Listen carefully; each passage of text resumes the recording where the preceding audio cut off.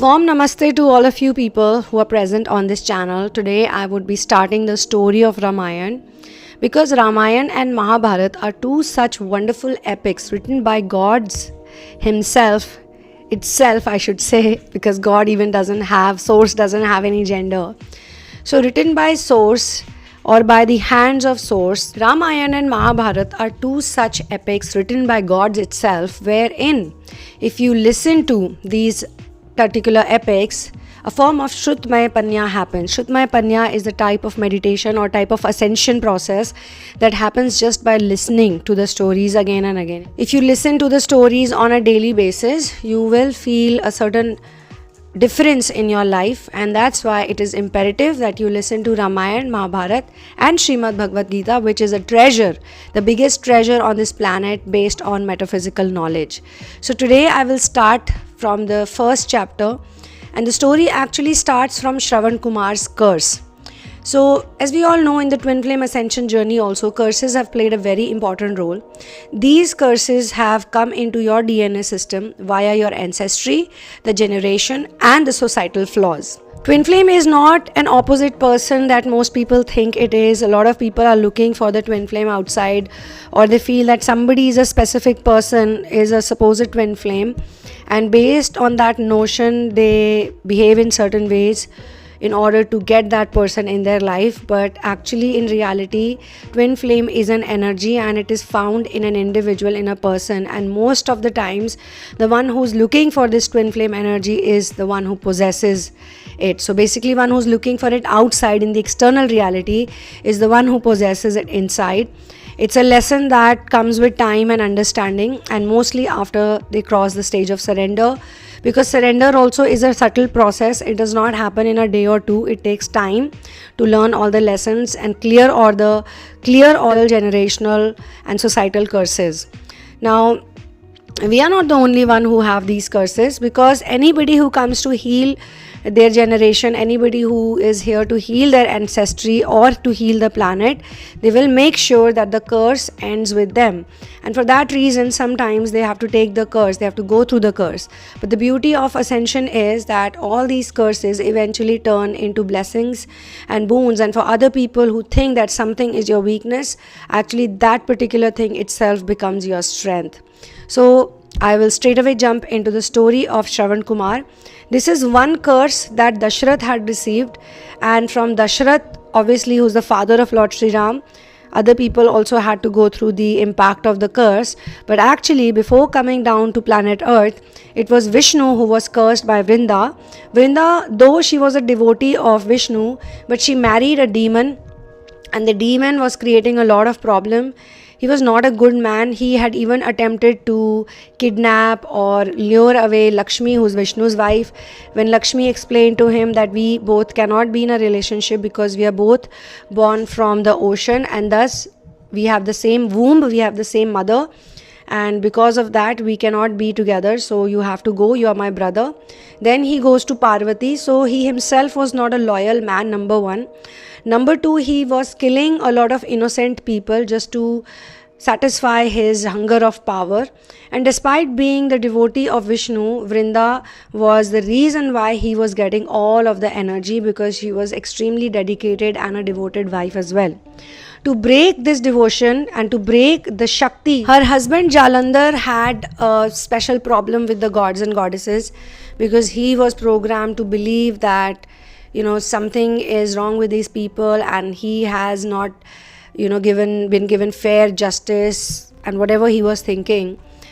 He and many people I have noticed who eventually fall onto the devilish side, they always have some anger towards God or towards other people. Instead of going within and finding out why they have the anger or what is the root of this anger, they start taking actions in the external reality, creating trouble and pain for other innocent beings also. The reason why woman is called Shakti, because indeed she is the powerhouse of the man she loves or she is with. However, if that Shakti is being used for wrong purposes, for destruction and for torturing innocent beings or playing with God's plan, then that Shakti has to be removed. And because of that, Vishnu had to come into the form of Jalandhar and act and pretend to be Vrinda's husband, so that she is no longer loyal to her husband and she starts considering another man her husband. Due to this situation and development, eventually Jalandhar lost and he was over after that. But Vrinda was very upset because she felt that she was a devotee of Vishnu and Vishnu should not have done this to her. It was wrong on his part. So what if Jalandhar was killing people? So what if Jalandhar had become a demon or he was a demon? So what if Jalandhar was absolutely wrong and there was no other way to stop him? Vrinda was not willing to listen to any of that. She was just very adamant in saying that Vishnu had betrayed her faith. Whereas if you ask me, I feel that she had actually betrayed the faith of her God, because she was worshipping Vishnu and actually a lot of her Shakti was also coming because of the pure devotion she had for Vishnu. If I am a devotee of someone or if you are a devotee of someone, then you will definitely not be with a person or support a person who's against your own God. And this is about being right and wrong. Jalandhar was not even right, but she was still constantly supporting him and she always thought that it was absolutely right on whatever Jalandhar did. And therefore, most such people usually end up cursing the person they had worshipped because she was also very angry. And again, for some people, she may be right, but you have to understand that Vishnu and Lakshmi are divine counterparts. For them, it's not easy because Jalandhar had approached Lakshmi also. He wanted to kidnap her or he wanted to be with her, in a relationship with her. But he had to be stopped because Vishnu's Shakti also comes from Lakshmi. However, this had to be done because the earth, planet earth, had to be saved. Eventually, if you look at the whole plan of this world that we are in, earth is a feminine planet and earth is not just earth. A lot of people think that earth's circumference or its area only is limited to wherever earth is. No, this whole solar system, this whole cosmos actually serves earth, because earth is a school, is a school of attention, ascension. This dog is not letting me work. This dog is taking away my attention. So yeah, okay. What? You like the story way too much, I think. So earth is a school of ascension and everybody's work here, especially the masculine energy, is to preserve earth.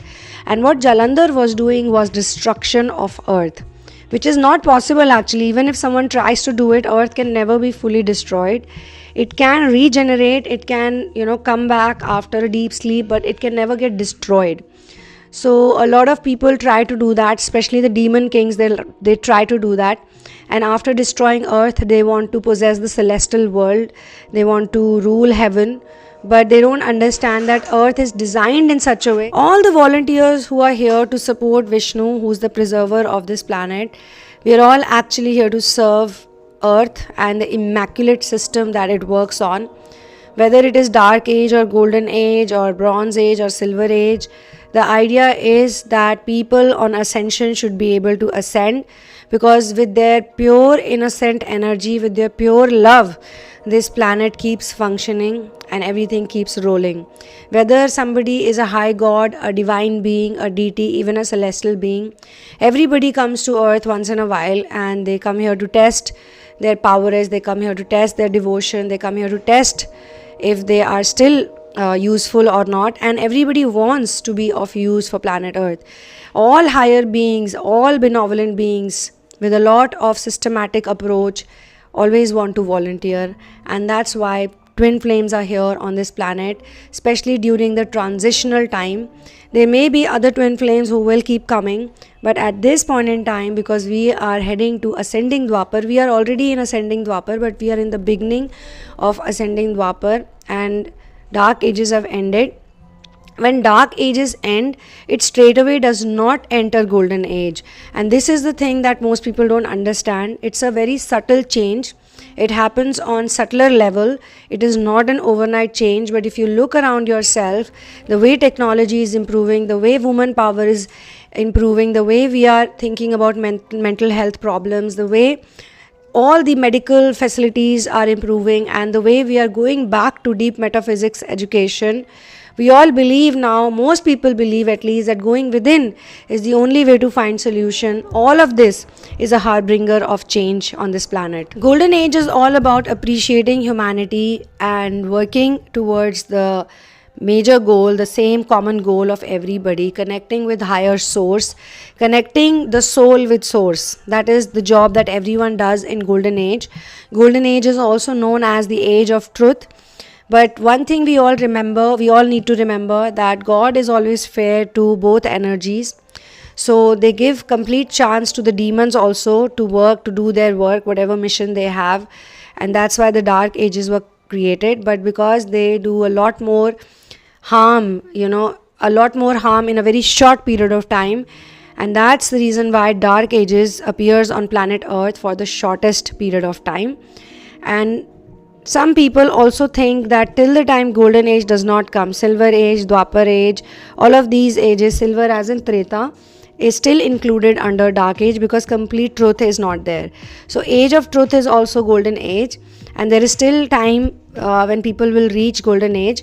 But the way planet Earth is created, every individual can reach their Golden Age in their own mind, in their own being.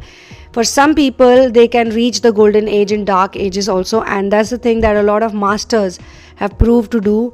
They have developed their gifts, abilities, and their ascension, their devotion during the time when in the outside world it was dark ages. Similarly, there are certain people who are from the dark world. They also survive. They might also flourish in their own way, but they are very less. Just the way ascensioners are less in number during the dark ages. But both get a fair chance to coexist and both get a fair chance to spread their message. However, as per their nature, just the way in a woman's body also we see the 4 cycles, because the woman's body is connected to the earth cycles. It is the same as earth cycle, and that's why we should follow the lunar calendar or the lunar cycle. Every single person, every man and woman should do that, because it's literally based on the principles of earth only. So you would notice that the periods, the menstrual cycles, they appear every month, but they appear for only 4 to 5 days, because if they would go on for the whole month, the person would be dead very soon.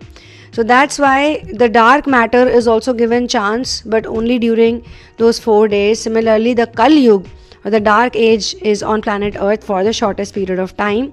However, their agents do their work during Treta also, especially during descending Treta and descending Dwapar. But during ascending Dwapar and ascending Treta, you can say that their power starts diminishing and becomes lesser and lesser and lesser.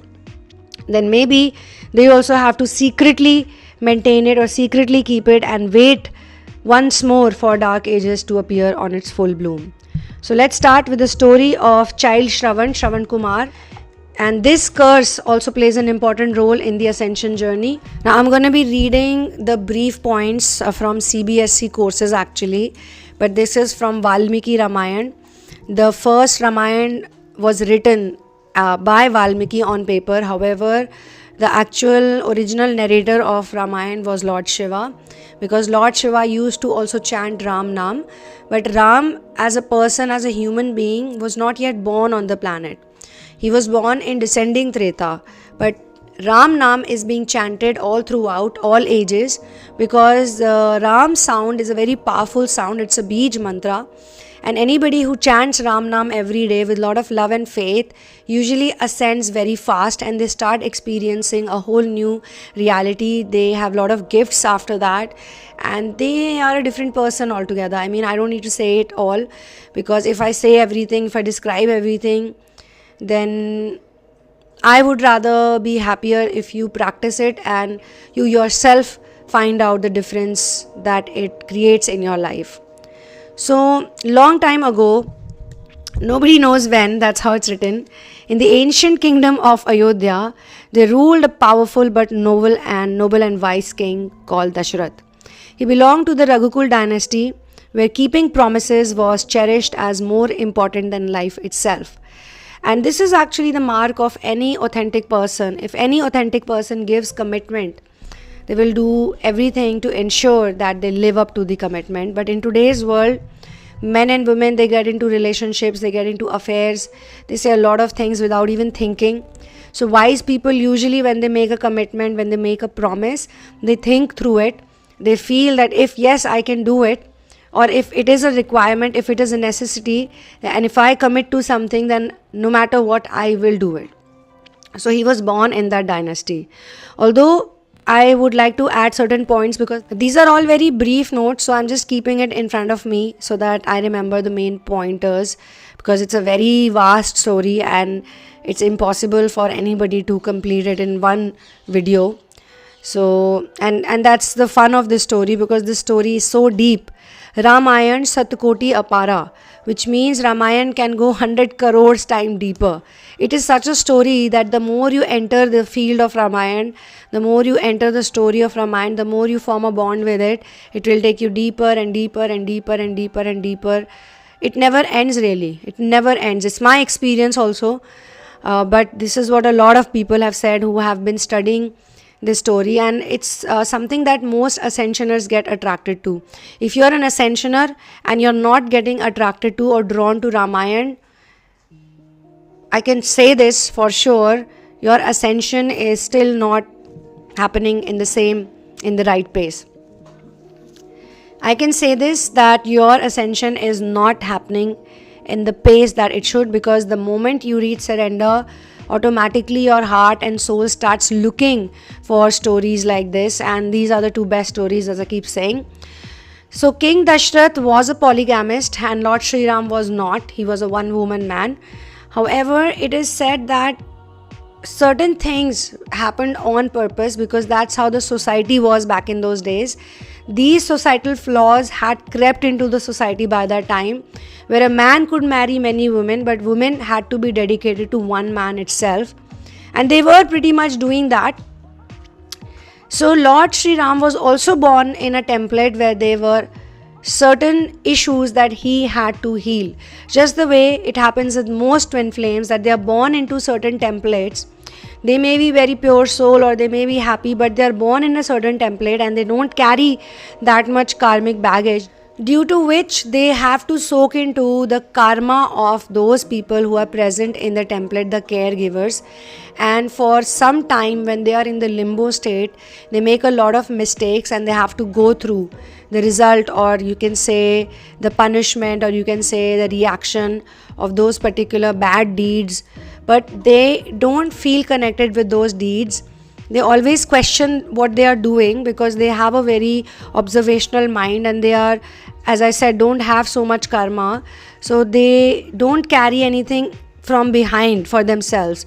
So very soon, by the age of 35, they clear out all that karma and they come back, they start coming back into their original self. For some people, the karma gets cleared in their mid-20s also, but inner work is their mid-20s or late 20s also. You can say 35 is a ballpark figure for those people who are born without any karma, like zero karma, okay?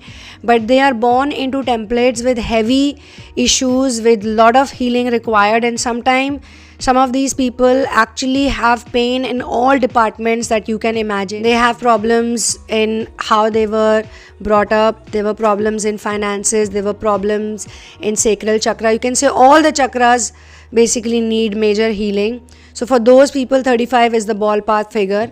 And for others who come to support these people, who come to support the main ascensioner, they will be born after them, maybe sometimes in some cases, but they will have lesser of these issues, but still they will have the understanding and respect for the ascensioner, and that's how they become a team of the ascensioner. They become the cheerleaders, the support group. So they also feel a bond with these ascensioners who have gone through major issues in all departments of life basically. But they're all winners, they're all guided and protected by masters. No matter how much they suffer or how much they choose to suffer, the masters will always take them out of the suffering and always take care of them, look after them, love them, and do whatever is possible for them. So I hope this clarifies to all of you people, why do we need to have curses in our journey, or why do we need to suffer? Suffering feels very bad, I know, when you're into it, but once you're out of it and once you have healed it, you can actually look at all of the suffering and all of this pain on this planet from an objective, observational point of view. I know, as I just said, that it's easy to speak about suffering when it's not happening to you. For those who have suffered a lot, for them, once they heal themselves fully, they understand that suffering is literally a choice. Pain is inevitable, but suffering is a choice. So ascensioners keep their promises, and a lot of twin flames who are in this ascension journey, they meet other mirrors, they meet other people. Many a times it's called false twin relationship, many a times it's karmic relationship. Whatever it is, these people, via their mirroring and via their opposite polarity dynamic, these people show them what is the right path, and commitment is one of the major chapters. And that's why in Ramayana you will notice that Lord Sri Ram's whole life was based on this principle. Raghukul Riti Sada Chali Aaye, Pran Jaye Par Vachan Na Jaye. Riti means a ceremony, or Riti means a tradition. Riti also means a certain particular value that keeps going on from one generation to another. So it's a Riti of Raghukul. It is the plan, it's the order of Raghukul that anybody who makes a commitment, they will always fulfill it. So it was all too well known a fact that his forefathers had sacrificed their lives for the upholding of the path of righteousness and truth, and to maintain dharma. Dharma also has developed, the word has developed over a period of time, because it so happens that as time progresses, there are certain changes in the language that happens. 20 years back or 100 years back, a certain word could mean something, but after some time that could change. So dharma actually means nature. In the ancient times, dharma meant nature, so we follow our human nature. And the highest of the human nature is purest consciousness, which is humanity. So to maintain truth is actual dharma. To maintain truth, we have to follow certain patterns of lifestyle, of living. But in current times, I think dharma has purely become a very religious connotation, because a lot of people say my dharma is Hindu, my dharma is Muslim, my dharma is Christianity, my dharma is Sikhism, or various other paths.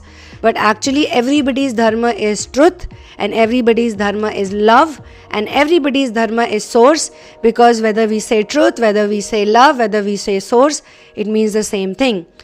Wrong use of this word has been seen a lot of times. People lie, but they say it's true. People are following the devil or the demons, but they think it's source. And people use the word love, but it's actually lust, and they may not even know that they are misconfusing or misunderstanding or misrepresenting lust as love. But love is the purest feeling on this planet. Love is the feeling that runs this planet. Love is the feeling that is everywhere, but it's only visible to those who have love within them. In case of divine masculine and divine feminines in polarized energies, they also face this on their journey. Certain people make certain promises to them, they say certain nice things to them, they talk about love, but they don't keep up to their promise, they don't walk on the path of love. Unfortunately, it's heartbreaking, it betrays them, it breaks them down. But this particular pain, this particular suffering eventually leads them to truth. So once during his youth, this King Dashrath went for hunting. He was an expert in archery. He had also acquired a peculiar gift of hitting the arrow, even in the dark or blindfolded at the sound of the movement of the target or the prey. On that fateful day, as it happened, the king could not hunt any animal. He was tired and was a bit dejected and irritated at this failure. Just then, from a distant pond, there arose a sound as if some animal was drinking water. The king could not directly see who was there, but he guessed that it must be some animal, his hunting prey. The usually well-balanced mind of the king thought for a while to reach the pond and then hunt down the prey. But the king was much tired that he decided to use his skill of hitting the arrow at the sound and finish his job. He put the arrow on the bow and waited for the next sound to reach his ear and hit the target in a flash.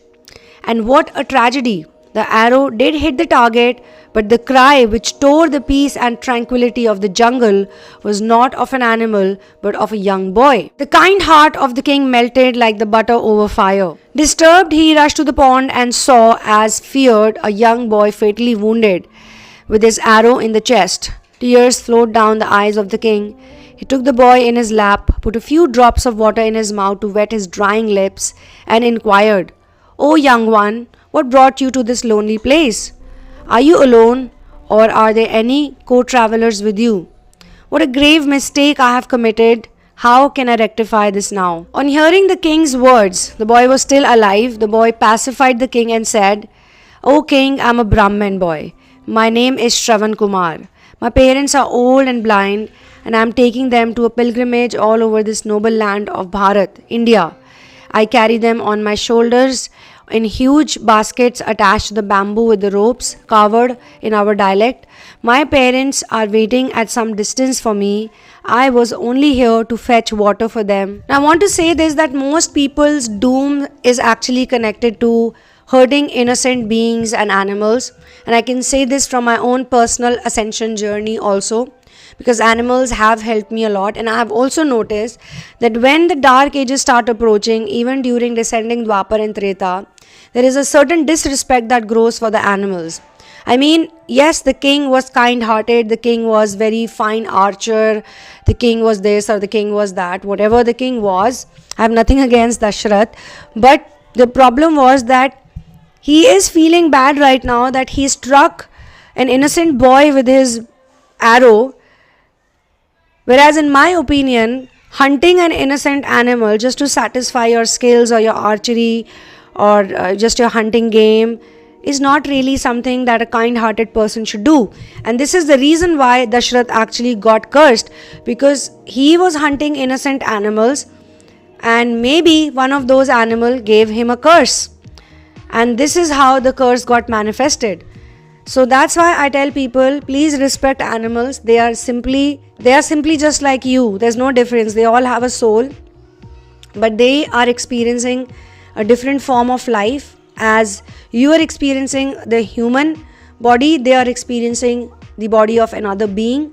Unnecessarily hunting them, shooting them, killing them for your clothes, for your fashion is not a good thing to do. And obviously in today's world, we don't know which product has animal cruelty. So whatever is evident, whatever is more obvious, those are the things that at least we can try not to do, like eating non-vegetarian food or buying clothes, especially leather or fur. Like these kind of things should be totally avoided, because for a simple leather jacket, I am sure one whole cow is getting sacrificed, because leather is actually made by skinning the cow alive. It's a very painful way of death. It's a horrible way of death. And we must think about these things, and we must also educate other people around us who may not be aware about it. I mean, I was not aware about it. In my childhood, I always wanted a leather jacket. My father had a couple of leather jackets and I was always like, wow, I also want one. But after growing up, because of my energy work, because of my inner work, I became a bit sensitive, and I started realizing that every time there was a fur coat around me or there was a leather jacket or a wallet or anything around me, I used to feel like not nice, not happy. I was kind of repulsed by that energy. I was not aware what was that energy. And one fine day, I just received a download that it's leather. So I started researching about leather, and the more I saw, the more videos I saw, my eyes were filled with tears. I was literally crying to see the pain of those innocent, voiceless beings.